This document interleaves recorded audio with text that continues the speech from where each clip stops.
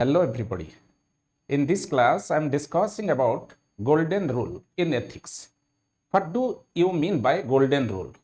Golden rule constitutes certain ethical principles of treating human beings in a society by applying the principle of empathy and compassion. Golden rule कहले आमे बुझंती केमिति society रे लोक मान को treat करा जीव एम्पाथी आउ कंपासन को अप्लाई करी गोल्डन रूल पृथ्वीर सबु देशर कल्चर रे देखिया पाई मिले ग्रीस रो कल्चर रे गोल्डन रूल अछि यूरोपियन कल्चर रे यूरोप रो अलगा देश रे गोल्डन रूल प्रिंसिपल कथा कुहाइछि इवेन मिडिल ईस्ट रे गोल्डन रूल कथा अछि भारत वर्षर रामायण एवं महाभारत रे गोल्डन रूल विषय लिखा हिछि जे गोल्डन रूल टाको आमे दी भाग रे विभक्त करिबा गोटे होची positive form of golden rule आ गोटे होची negative form of golden rule कोन positive form of golden rule positive form of golden rule कहे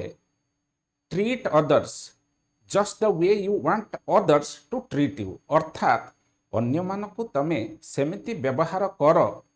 ठीक जेमिति व्यवहार तमे अन्य मानक पाखरु आशा करूच दिस इज पॉजिटिव फॉर्म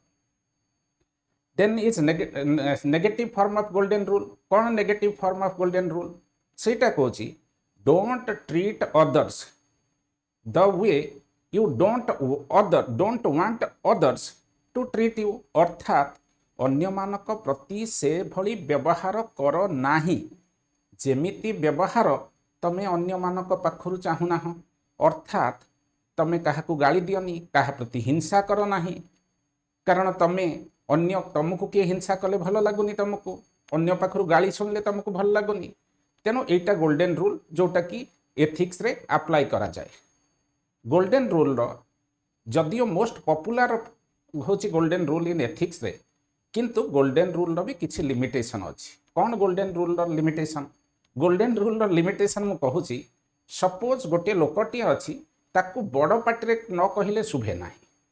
तेनो सी कौन कर जेहेतु सी आशा करुच्ची समस्ते ताकू बड़ पाटे कहतु कारण तार कानर प्रोब्लेम अच्छी तेणु सी जार कानर प्रोब्लेम ना ता पाखे भी सी बड़ पाटे कथा कह ये गोल्डन रूल आसला limitation second golden rule limitation हूँ क्रिमिनाल जज प्रोब्लेम जे जज जो जजमेंट दौची सी जे चिंता कर मत तो जेल को जीवाई भल लगे तेणु ए क्रिमिनाल जिते क्राइम कले भी मुझे jail पठेबेनी there also comes the limitation of golden rule. This is all about golden rule. Thank you.